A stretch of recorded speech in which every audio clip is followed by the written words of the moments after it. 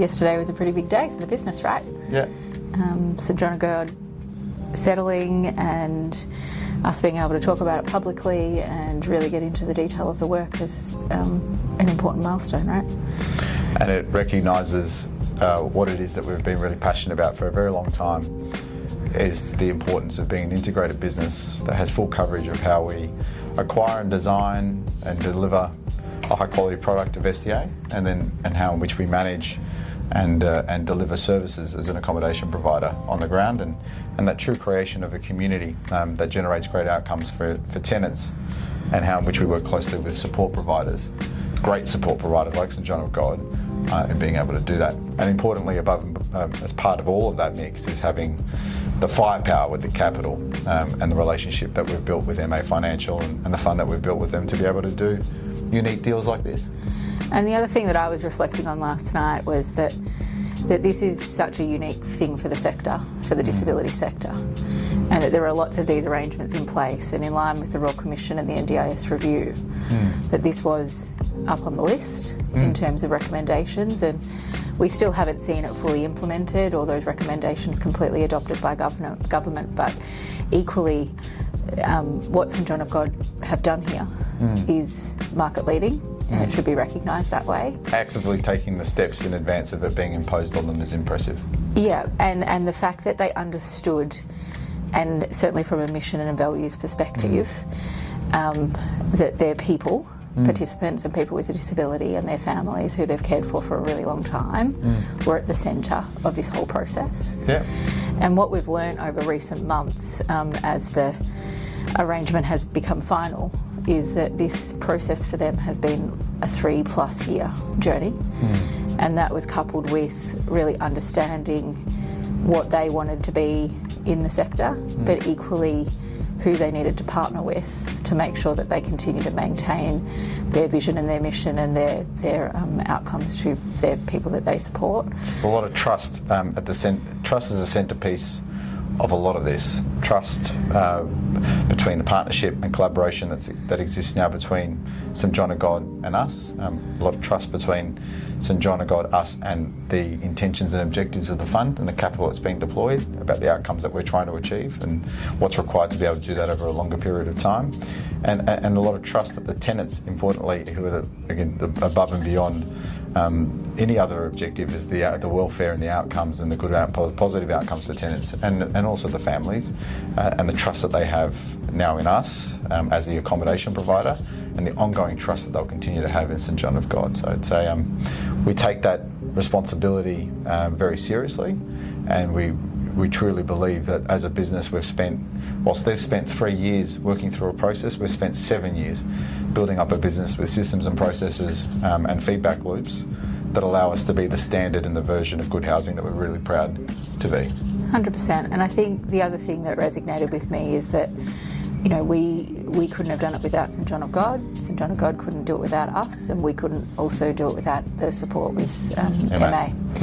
And what was also beautiful to watch during the process of negotiation was that the MA team went on the journey, and they know our business as well as we know theirs. They understand SDA and disability services from a SIL perspective, and they really vested in their learning so that they could help get us to where we've got to today. Which now makes that collaboration, that strategic partnership, incredibly important and a lot more capable of being able to explore other opportunities the same vein, similar nature, as other support providers come to the conclusion that they want to be able to manage that risk within their business, that they focus on core function, their core business, which is providing services, great services and supports to tenants, and then working with groups like us in being able to work through their asset portfolio to drive and deliver the outcomes, again, that they wouldn't be able to do if they're left to try and do it on their own. And more recently, I was having a discussion with Jeremy from the SDA Alliance around market stewardship and how as providers, it doesn't matter which provider you are in the NDIS space, but how as providers we can actually be leaders. Yeah. And, whilst the NDIS has got things to improve and fix, and we've heard a lot about that at the moment, the NDIS and its principles are not wrong. The policy is not wrong. And it seems a little bit off track, but there are clear measures by government to rectify those. How do you feel this transaction and this collaboration plays into, I think, what the new version of the NDIS looks like? Look, I think from our perspective, the cohort of people and the participants and tenants that we support are the people in most need with severe disabilities who require SDA housing. I would congratulate government in terms of their positioning around registered providers and stamping out the fraud. I think regulation and regulating providers to ensure safety and safeguards for people with a disability, particularly those who don't have a voice, is really important. And I think that the measures that they've spoken about to date are going to go a really long way to improving that and getting it back where it should be. Creating a sustainable and effective scheme that can then now respond in a way of which it was originally intended to do. And it's nice to know that the very definition of SDA and tenants that are eligible for SDA are the individuals that the NDIS is looking at trying to ensure that the scheme is focusing on. So I think for us that creates a huge amount of confidence in us and the business, where we're going, and hopefully being able to play our part as a key stakeholder in the broader ecosystem of the NDIS. And I think the other thing is that some people have maybe forgotten, and there's maybe not a huge amount of people around, but if you rewind pre-NDIS, where it was a ration system and not a system by assessment and understanding need, I was 22 years old working for the Victorian government and making decisions about who got a shower or who got a new piece of equipment to help them get out of bed every day. And getting an accommodation spot was like winning the lotto. Wow. You had 72 hours to make the decision. You didn't get to choose who you lived with. You didn't get to meet the families. You didn't get to meet who you were going to live with. You had to basically say yes or no. And what I and many others in the sector, and certainly the team here at Good Housing, would hate to see is that we went backwards. Yeah. So excitingly, today is a great day. We're super proud as a business of what we've been able to accomplish.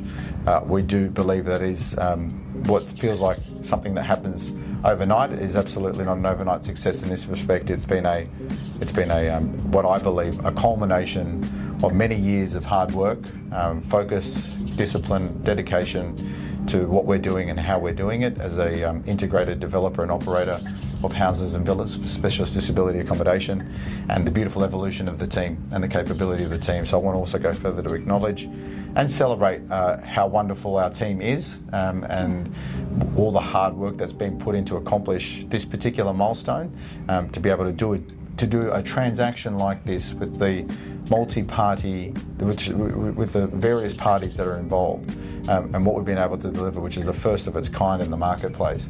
I want to acknowledge you, Kristy. Congratulations on all the hard work that you put in to do this. I know Corey's put in a lot of hard work, but they're two names. The whole business has lent into this to do what we need to be able to do to achieve what we've been able to achieve. Thank you to St John of God. Thank you to MA Financial, but most importantly, thank you to the tenants and their families for placing their trust in us as a business. It's something that we founded this business for that purpose, and it continues to be the wind beneath our wings, that we have the trust of tenants to deliver great outcomes for them in housing. And what's going to be really exciting is that over the next 12 months to 3 years, as we go through the journey and do housing assessments and work out, where some new assets might be in terms of homes for people, we'll be able to tell those stories, and I think people will be excited to share that journey. What I've started to see already in meeting some of the families and the tenants in the current St John of God houses is that they have been in those houses for a long time, so they're actually their own little family. Nice. And they're equally looking at, what does the future hold, and really excited, and that, that's been a really,